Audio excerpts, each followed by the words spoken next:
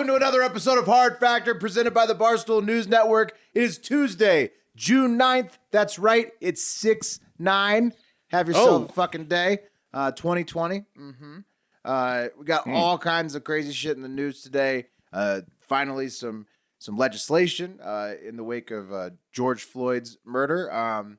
We got coronavirus updates, Space Force. Think about all that were conceived today in history. Well, you mean like from a prior 6/9? Because the ones that are going to be conceived from today are not conceived. Like you're saying, they're not conceived. I'm saying, yeah, that's in the future. That's like later today. June 9th June 9th in history. Yes, a lot of June 9ths. Yeah. Where would that land you? Where would that land you? 9 months. 9.5 months, really, though, right? Isn't it from conception? It's like 9 months and a couple weeks.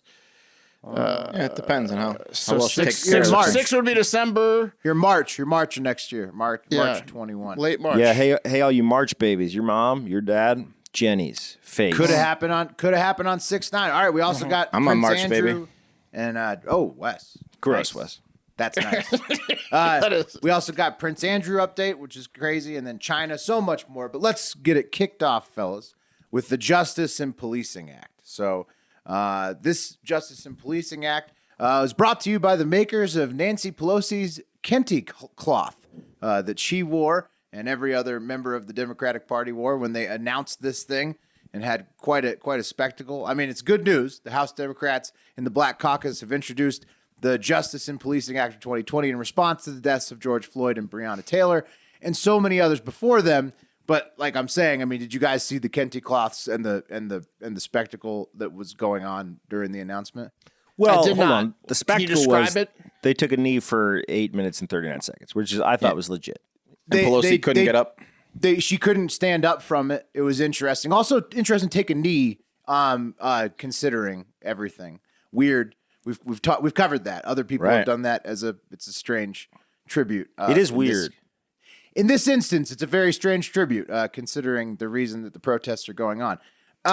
Anyhow, the Dems, they did that, and then they all wore matching cloths. I don't know. I tweeted about it. I called it a scarf on accident. I guess people now probably think I'm a racist. Apparently, it's a Kente cloth. It looks like a scarf. Don't feel racist. It looks like a scarf. Well, yeah, anyways. And today it was a 2-hour announcement after that, the unveil. Then they did like a 2-hour speech about, what's in the bill, everybody who wrote it, and it's 134 What's in the page box? bill. Right. What's in the box? Yeah, here it is. No spoilers, man. 134 pages that should hit the floor for debate in the House by July 4th.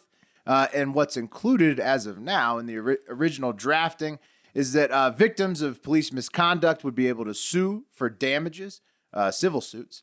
It would ban chokeholds and require the use of body cameras by federal law enforcement officers, which, I mean, body cameras and stuff, that's already happening a lot of places. And chokeholds were already hopefully banned in most places, Maybe right? some places. Certain mayors have banned them, like in Minneapolis. Yeah. Yeah.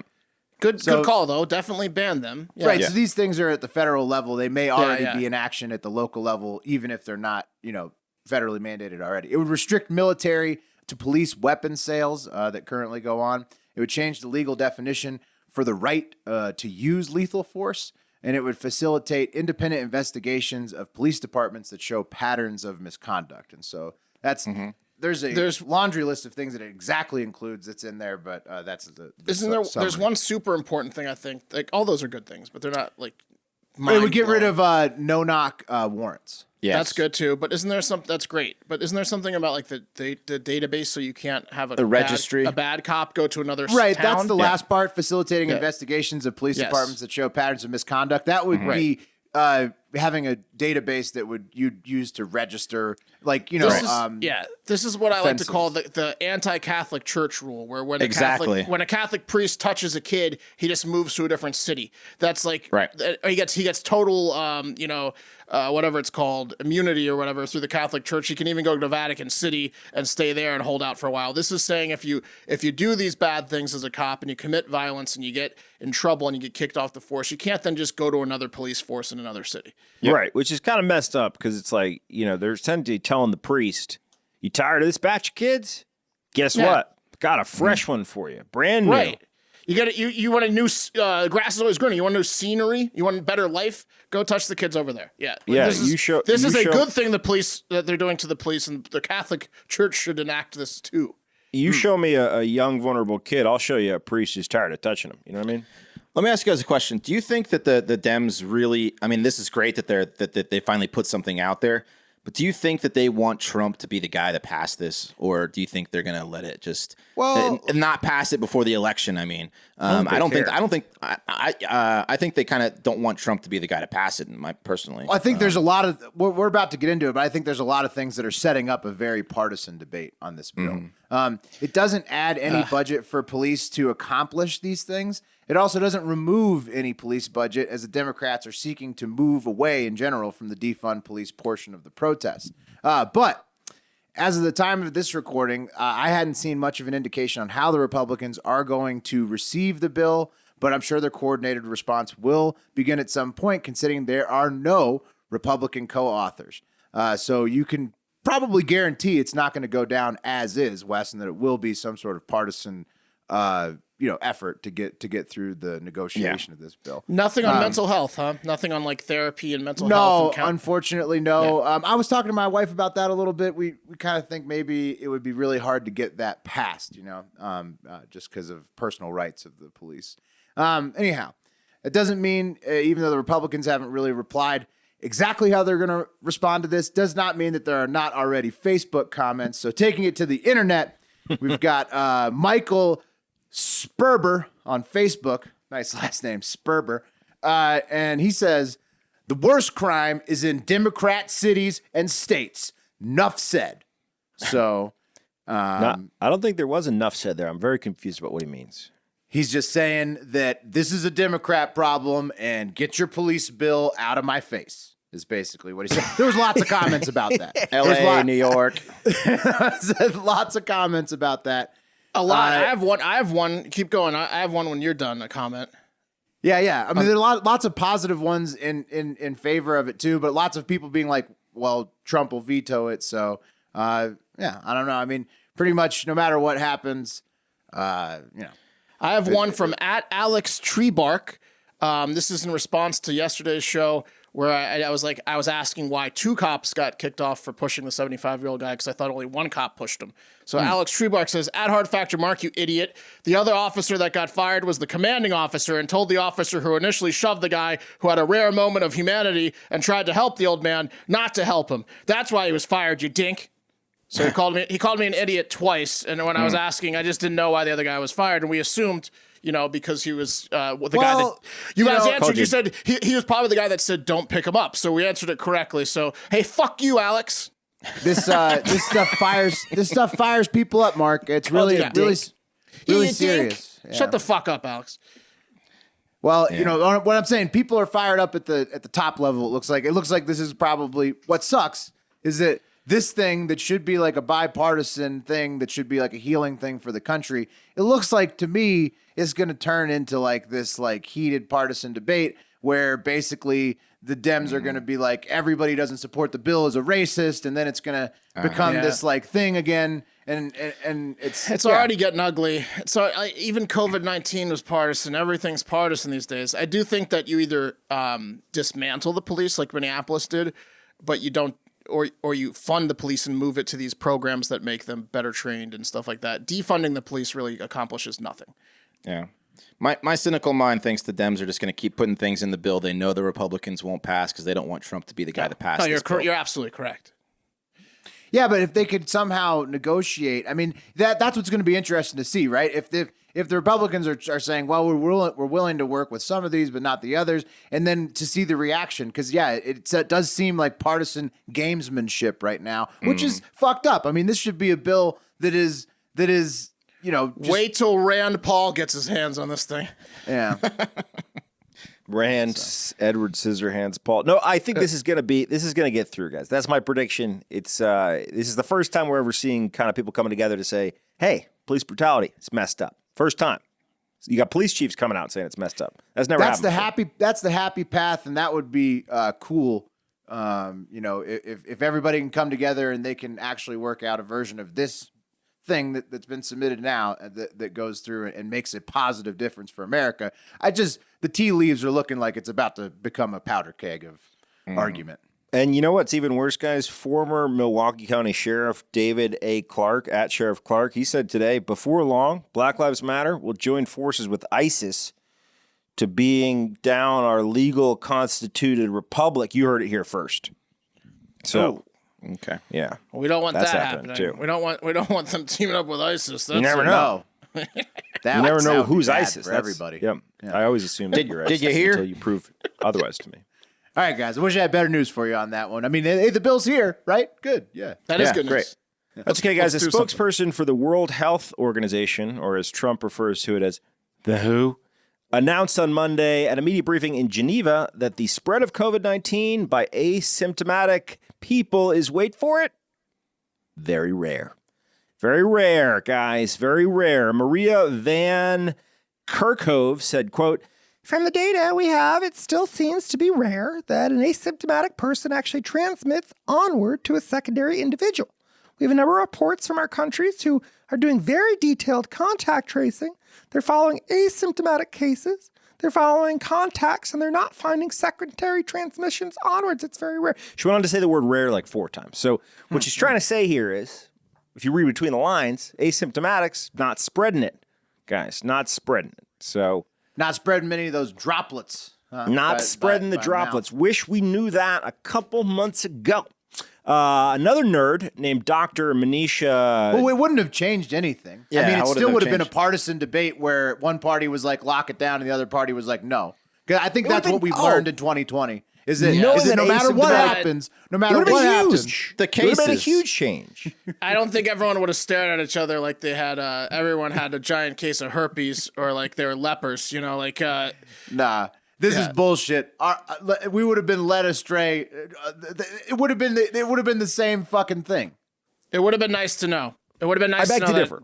Yeah, Asymptomatic was the ace in the hole. That was the potential unknown. That's what we you were could afraid have was the unknown. camaraderie. You could have gone to the bar with your 25% and be like, "You're not coughing. You're Let's not have a coughing. beer." I'm not coughing. We're not this going to a doesn't- coffin. This doesn't change much in my You still would have had to have everyone get an antibodies test. Oh, for sure. Yeah, It would I have mean, everything would have been shut down. I'm just saying, from a personal perspective, I would have probably not, given the oogly eyes to everyone. Yeah. Well, Coming the people who have been advocating to stay locked down for like multiple months after we were totally done with the first bump. Yeah, I would say They've just gotten maybe- comfortable. Well, coming from the 3 nerds that haven't got antibody tests yet, why don't you get that? Come to my space. Another nerd guy's named Dr. Manisha Jahanti said, not so fast, guys. Don't enjoy your summer quite yet.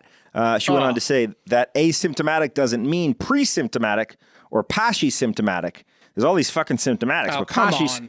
pashy-symptomatic refers to having atypical or very mild symptoms. So, like, if you're a rarity, so there's like that's even like more rare. There's a situation where you have it, you're not asymptomatic. I don't know what the fuck she's talking This about. is like It's this over. is like this is Let like it levels go. of pre-cum. Yeah, everyone just wear a mask if you want to. Preferably Just don't cough wash on your people. hands. Wash your hands. It's over. Everyone can go outside. Yeah. Point over. is, guys, buy that swimsuit you've been thinking about. I bet Donald Trump is having a hell of a time trying to figure out how he's going to spin this one after the organization he blamed for the spread of the pandemic and cut its funding is now releasing information he likes. Wait, no, I'm sure he's not. He's just going to, he doesn't give a shit.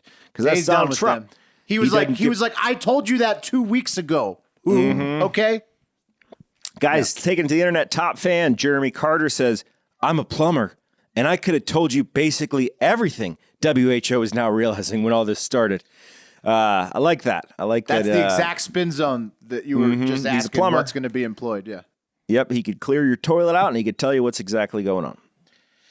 Oh man, I don't like the WHO.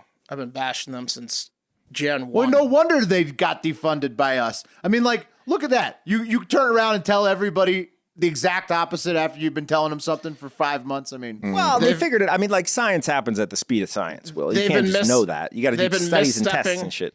They've been flubbing it the entire time. right. It The sounds entire like it was a good idea to take away their money. They took way too long to say it was an issue, and then when everyone knew it was an issue, they said it was a bigger issue than it was by saying asymptomatic people can spread it. Right, a comedy of errors from the WHO. Personally, I think it's dangerous to take their money Lemony away. Anyway, Snickets. what were you saying, Wes? What's up, Wes? Well, you wouldn't like pay a guy. You're like, hey, plumber, can I take a shit in this toilet? And they're like, no, definitely not for 5 months. And then turns out you could have shit in the toilet the whole time, and you're going to pay that guy? And now you're really constipated.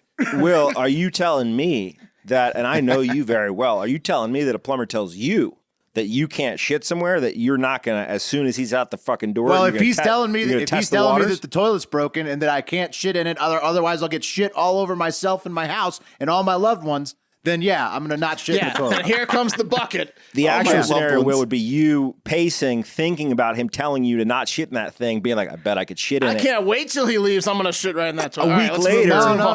No, I would take his advice. Yeah, me too. That you trust plumbers, I don't. That's how we're different. Yeah. They care about their loved ones not getting shit all over them, Pat. All right, well, they become plumbers then, Wes. All right, well, let's move on to something just as shitty. It's been a while, so I think it's time to check in on the Epstein case. We have a couple new developments. First, any of you guys seen the Netflix miniseries Filthy Rich about this guy? What is up with this episode? We're going to Epstein next? Yeah. Yep. Filthy Rich is terrible.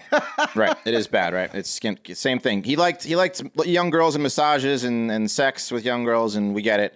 He's a bad guy. So in this documentary, the filmmakers again highlighted the relationship between Prince Andrew, the Duke of York, and Jeffrey Epstein, and more importantly, Prince Andrew's relationship with Virginia Guffrey, formerly Virginia Roberts, the at-the-time 17-year-old girl who, remember, claimed that Andrew sweat like a pig during sex, whom he was photographed with along Epstein's fixer/madam, Ghislaine Maxwell. But Andrew had a condition back then after the war where he couldn't sweat. So Exactly. He did that horrible BBC interview that made him look more guilty. He had PTSD plus which caused non-sweating. Yeah, One in a billion. Sweat. Yeah. That's the British version of the glove don't fit, you must acquit. Oh, absolutely. Yeah, That's an argument you can only get away with if you're a royal. Yeah, exactly. It was basically fuck you. I'm a royal. Right. Yeah, the common man can't use the I have a don't sweat condition. In fact, I think he was rubbing it in all of our faces to show you that he's a royal because he's obviously I'm fucking with you, yeah? It was a bit of a troll, I believe. Yeah. He also said in the interview that he had some quotes, some seriously beneficial outcomes between him and his relationship with Epstein. So 6 months ago, he was, of course, removed from his royal duties, and now the FBI is wondering when he's going to fucking make good on his promise to cooperate with them concerning the Epstein case, something that they claim Andrew has made it look like he would do, but has not done so far. So back in January, U.S. Attorney for Southern District, New York, stood in front of Epstein's New York mansion and claimed Andrew was basically ducking his promise to cooperate. He did the same thing in March and now again this week. So this is 3 times where he's calling him out. And Prince Andrew's legal team has basically said, quote, the Duke of York has on at least 3 occasions this year offered his assistance as a witness to the U.S. Department of Justice. Unfortunately, the DOJ has reacted to the first 2 offers by breaching their own confidentiality rules and claiming that the Duke has offered zero cooperation. In doing so, they are perhaps seeking public publicity rather than accepting the assistance offered. So basically, I think it sounds like they maybe had a deal with Andrew that he might spill the beans, but that they weren't going to let the public know exactly what beans he spilt to incriminate himself. Immunity. Right, basically. It's crazy that a royal is like one of the only guys still left alive that hasn't been like offed that could blow the whole whistle on the whole thing. Oh, yeah. Start a war by offing a royal. Well, you got to be really careful about that. So that's what I'm saying. What are they going to do? Like, it seems like everybody else surrounding this thing has been silent somehow. Nothing. He's not going to. Yeah, he's not going to get in trouble at all. No, he's going to keep blaming them, and I think there could be some inside baseball. Hey, you say we're violating this deal, so you don't have to talk. Blah blah. Who knows? But also the DOJ made a formal request to speak to the prince as part of Epstein's inquiry. They submitted something called an MLA, which is a mutual legal assistance request to the UK. And if Prince Andrew doesn't come forward after that, then the UK courts could haul his ass in and make him answer some questions, but probably not going to happen. Right, also, meanwhile, where the fuck is Ghislaine Maxwell? She was the person that has all the fucking answers and is probably dead by now because no one really knows where she is. She was just completely disappeared, huh? Is that true? Of the earth, huh? I did a little light Googling when I was watching the Epstein doc. She is a piece of human garbage. Oh yeah, she's just as bad in my book. And they don't know where she is for real. Like So did you describe? She's the madam. She's I was gonna say that. Yeah, she's the madam. She was Epstein's girlfriend. She brought girls in for him. She's just, like I said, she's just as much of a monster she in my would mind. comfort the 16, 14, 15, 16-year-old girls. She groomed them. The Make them scam feel didn't at home, work.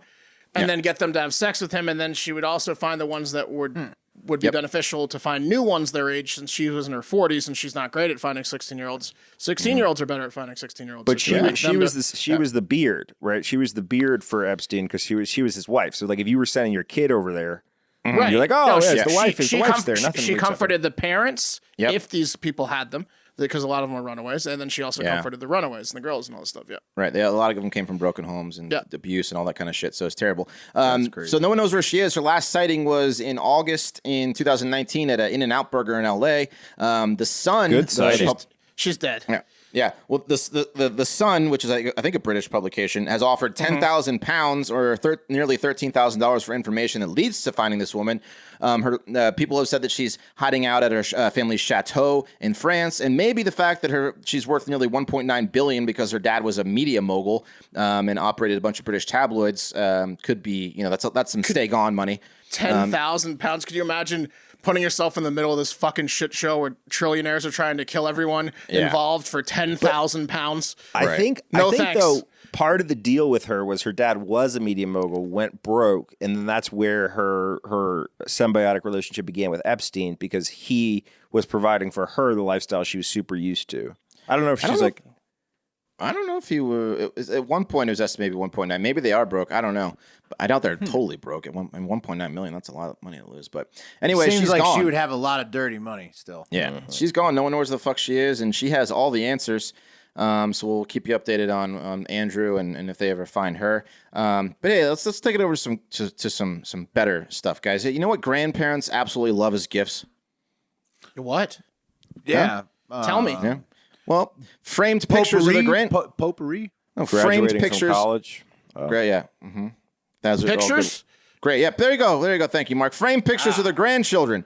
It's a hit every time, but what will really blow them away? A painting of their grandkids. Let's face it, paintings are just classier than pictures. They really warm up a home. Sure, pictures are great for putting on the TV stand or bedside table, but when you want something to hang proudly on the wall, it's got to be a painting. That's where paintyourlife.com comes in. Get a professional hand-painted portrait created from any photo at a truly affordable price. Quick and easy process. Get a hand-painted portrait in about 3 weeks by a professional artist. Makes the perfect birthday, anniversary, Father's Day, Christmas, for grandparents' gift, meaningful, personal, and can be cherished forever. When I ordered my parents a picture for my son for Mother's Day, my mom was blown away. She's told me several times that everyone comes to the house, asks where she got it from. She never remembers the name of the company, so I get a text every other week about it. It's paintyourlife.com, Mom. Please save it in your phone and stop bothering me. I love you. Wes, did you sign your name on the painting though? Because that would have been that's also pretty sick if you did that. I got it shipped right to her, and she knows I don't have no that's artistic something you can ability. do, guys. You can do that. You can pass these paintings off as your own, which is like That a takes second it to level. the next level. Yeah. That's actually a good idea, Pat. But you got to get bud. it shipped to you first. Yeah. So at forward Paint it. Your Life. Yeah. You're going to have to do that to your grandparents because your parents are going to know you didn't pick up an art habit. Right. They haven't seen me in a long time. Yeah, okay. At paintyourlife.com, there's no risk. If you don't love the final painting, your money is refunded, guaranteed. And right now, as a limited time offer, get 20% off your painting. That's right, 20% off and free shipping. To get this special offer, text the word FACTOR to 64,000. That's FACTOR to 64,000. Text FACTOR to 64,000. Paint your life. Celebrate the moments that matter most. Nice ones. You know one thing coronavirus has taught us, guys? Cities are overrated. Cities are overrated. I said it. Weed and essential workers are underrated, and overpopulated cities are overrated. This isn't just in the U.S., and I'm looking at you, New York. This is globally. People found this out in China as tens of millions of factory jobs were lost during the outbreak, and now as a result, a large group of people are moving back to the country from like the 10 New York-sized cities they have over there. A lot of those people are turning to farming, like wheat farming in particular, and some other types of farming now as the factories are still decimated and they can't get their jobs back. So there's a problem there, though, as well, because there's not a lot of, while there's not a lot of disease like COVID-19 out in the country, there's also not a lot of money out there. So China's unemployment rate, like the U.S., obviously skyrocketed during the past several months, but they don't really give an accurate number on their unemployment. Shocker. So it's hard to tell how They high anticipate it is. it'll be a longer lasting. Yes. Yeah. Yes, wondering- this is I'm thinking more this has people, something bigger. What's up, Pat? Well, I was saying, I think this has something to do with my reflective tracksuit that I ordered that I still have not received. Absolutely, Pat. They're not exporting a lot. They're not. All the factories are shut down. If it was made in China, that's probably why you haven't received it. China's emperor for life, Xi Jinping, has made it a goal of his to eradicate rural poverty by the end of this year. This was like a long-term goal of his that he's been talking about for a while. But that's now in jeopardy as 50 million people are now extra people are now rural. By the way, what they considered poverty line and eradicating 50 it was million people moved 50 from million cities to the country. 50 million people are now rural. Wow. That used to work in the city. Some of these What a people big country. live rural, It's crazy but they to commuted. think, Now yeah. they're not commuting; they're staying. By the way, the poverty line there is $324 a year. That's Wow. That's year? A That's year. 2 of my $324. Yes, that's what they consider poverty over there. Yeah, He's trying to eradicate that. Americans who haven't traveled to, anywhere outside the States, like, you really don't know how good you got it here. For Well, I'm sure. retiring. So there was already 5.5 million people under the poverty line prior to this, and now 50 million less people are commuting to the city and staying rural. So they got a big problem over there. It is interesting to think about, though, what's a better life, being broke in a rural area or being broke in the city? I think broke in a city because you can bum off more people. I'll leave you at that. I would have agreed with Pat up until 2020. I'm going rural now. Internet's everywhere, dude. All right, that's it. Yeah, You ever seen Mark swing a pickaxe? you gotta chill. I don't need. Well, I yeah, don't need to swing a pickaxe. right. Cultivate. If you want to dig a hole, you do. I don't need. They to have dig lighters. They have lighters now. Wait, what do you need a pickaxe for? I guess For it doesn't digging? light a fire. Holes, tough soil. But pickaxe, wouldn't you be like mining or something? Oh, yeah, I digging guess. is mining technically, Mark. I mean, Why do I need a pickaxe? Why don't I have one of those like hole digging apparatus? That's Yeah, why you'd be a post-hole shitty digger. The fact that Yeah, you even have to yeah. ask that question is why you die of starvation trying to be a No, farmer. I just answered it for me. I know what tool I would use to dig a hole. And it wouldn't be Is a it called an pickaxe. auger?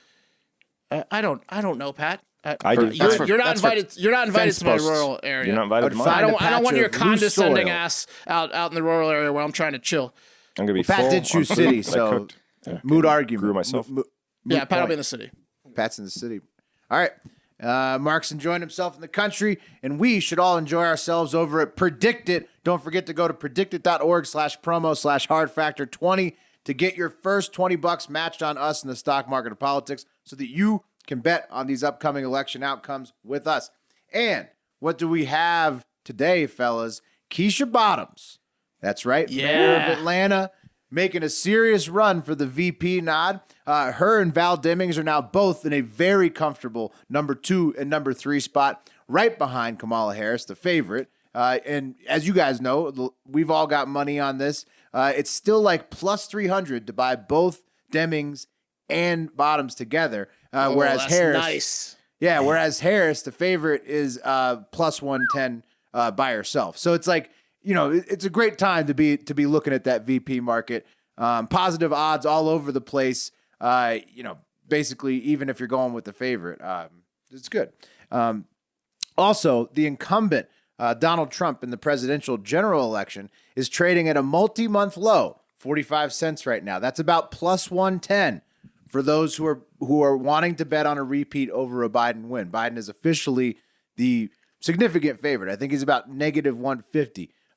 Both Predict It and pretty much every other book. Again, that's predictit.org/promo/hardfactor20 to get your first 20 matched on us and get in on the action. If Bottoms wins, I might be able to make my rural dreams come true and buy a little piece of land. You know what I There mean? you go. Yeah, it might buy a couple weeks, but you're still gonna be dead without me. I'll buy a bunch of tools that I'll send to Pat and ask him to Bottoms tell me what these buy- are. Bottoms by herself is, I think, like plus 800 right now. So it's like, yeah. You know what, Mark? Because I'm a good friend, I'll teach a man to fish. Guys, the newest You're branch not of the coming out to my rural area. Well, then I'll come out after you're dead, and I'll claim it as your next of kin. The newest branch of the military, guys, might have made a boo-boo when it was crossing its T's and dotting its I's, and that's because the Netflix series that is based on and shares the same name as the newest military branch has secured the trademark of the name Space Force in Europe, Australia, Mexico, and pretty much everywhere else in the world, North America. Oh shit, that's fucking dumb. Little background here, guys. When you're launching any sort of large-scale endeavor, call it a business, call it a branch of the military, you want to make sure to get the trademark everywhere. The trademark allows you to do business on the name and the logo of Space Force. And for some reason, Space Force didn't think to trademark Space Force except in North America. So, yeah. Whoops. Netflix did, though. Those bastards. Currently, the Air Force, guys, owns a patent pending, not patent pending, but a trademark pending application. They're fucking pending. Whereas Netflix's application went through. Wait a minute. How does this end? Are they going to have to pay Netflix like $100 million? Royalties to use the name? That's pretty much how it. Okay, so here's how it could work, right? So trademarks work in categories where, like, you can get a trademark, for example, like if I wanted to get, like, if I say my catchphrase is "Mark sucks at farming," right? I could put that on a T-shirt, right? And that would be one category, apparel. And then I could say Mark sucks at farming, and I could make shitty like figurines of Mark failing at farming that say Mark sucks at farming at them. That's a different category. Mark's having a 10 times better time out in the farm with his cats than Pat is in the city, being a jackass getting COVID-19 tests because he's an idiot. Then I could make a short film. Do that one. Or a feature-length film entitled "Mark Sucks at Farming." Right. And from the city, you could do that when you're having a miserable time. And so how does this? Yeah. So long story short, fucking, it's just bad lawyering that they didn't get the trademark everywhere in the world. So pretty much, But what aren't it they means just going is to force them into giving them the trademark? I mean, they can't do that. They can't do that. They're going to get it. One way or the other, they're going to get it. I think they're going to have to pay, but they're going to get it. Probably. There might not be mark confusion. Probably the only thing it will actually mean is that, like, Netflix can sell Space Force gear, probably United States, and make cash on it. United States can't do anything about it. Anyway, guys, yeah, that's pretty much what that means. Whoops. That's Not pretty good. cool. Also, I feel like I'm playing a hand, helping Netflix a little bit here. I have a PS4 gamer tag, Major Space Force. And so I was considering getting rid of that because I thought it was stolen valor at this point. But now, Netflix...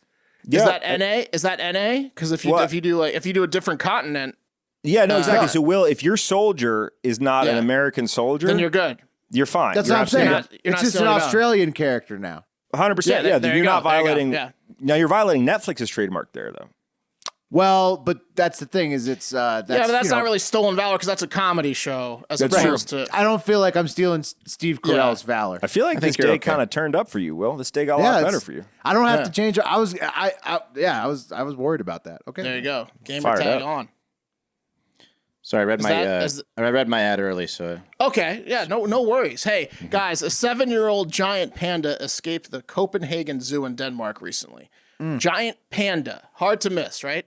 Xing Er, who had only been in the Copenhagen Zoo for less than a year on loan from Beijing, China, and I guess he didn't like his new home because surveillance footage showed him shimmying up a metal pole that was studded with 3 rows of electrical wires, but misplaced, I guess, because they didn't stop him. And then when he got to the top of the pole, he just went out to the garden and it was free from the panda house.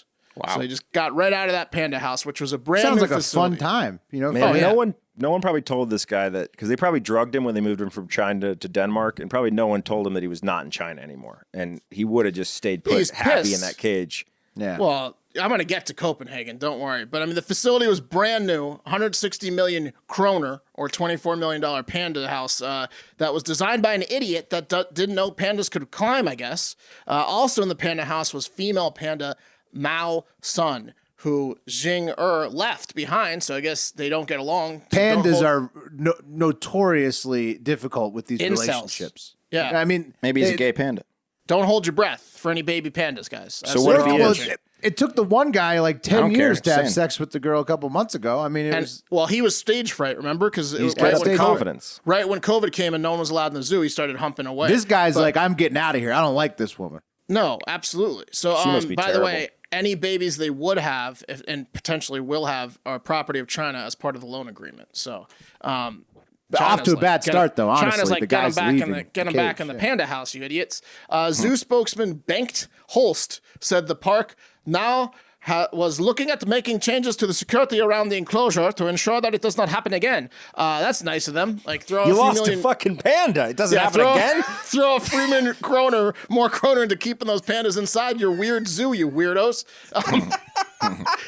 That's a bullshit response. We assure you guys this is not going to happen again. We're not going to lose another panda. But what are you doing? Are you actively working on it? Because couldn't you just shimmy up again? Like what? What are they doing? It seems like a How about you metal go find roof. the fucking panda? Oh, they found him. They Pat. found it. He didn't They get found him far. and they shot him full of darts. And then they shot him full of darts and tranquilized him and carried his lifeless body back into the panda house right next to Mao's son. That's gonna make him want to have sex. Yeah, Yeah, exactly. right. Yeah, Mao's son's not gonna want to fuck him again because Mao's son's like, looks I like. told you. I told you. You try to get away from me. By the way, I think we're getting to the roots of it. Copenhagen gives me the creeps. I watched the Copenhagen episode of Somebody Feed Phil on Netflix. He's like the guy that created Love that. He's like Everybody loves Raymond. Yeah, everybody's loves Raymond. He's like the Larry David guy. And it's an amazing show. But the Copenhagen gave me major cult vibes. Like, Well, it's like Denmark, Midsommar. don't they have the dolphin killing or the whale killing thing? The festival there, isn't that Denmark? I mean, they have a lot of. I think that's Japan. It gives me, that's definitely Japan. I mean, but it could be. I think could they have one. I think they have one also there too. yes, also Norwegian countries definitely kill the shit out of whales. But God, you just watch this episode. I've watched all of them. It gives me really creepy vibes. They have like a 50% tax rate, but everything's free there, like healthcare and everything. It's like super clean and way too friendly. Apparently, according to like the host, like from Copenhagen that were showing Phil around, they said that they were like up until like 15 years ago, they were extremely strict and religious, and they didn't have anything like not even like movie theaters and shit. It was just insanity, no fun. And now in the past 15 years, they've just decided to start having fun. And there is a strange vibe going on in Copenhagen. Well, it is they the seem place very that has- friendly. They it seem is very the place. friendly, but Yeah. whew. Yeah, There's the a first time traditional whale hunting process that they murder. First a time bunch I of ever whales. sent a band over there, first day European tour, got a phone call. I said, how'd it go? Someone said, I got a finger up my asshole.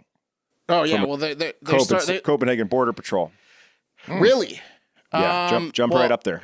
Now it's like a bunch of like virgins, adult virgins realizing how to like party, and it's got a weird vibe. It reminds me of like a town keeping secrets too, like the town in Hot Fuzz.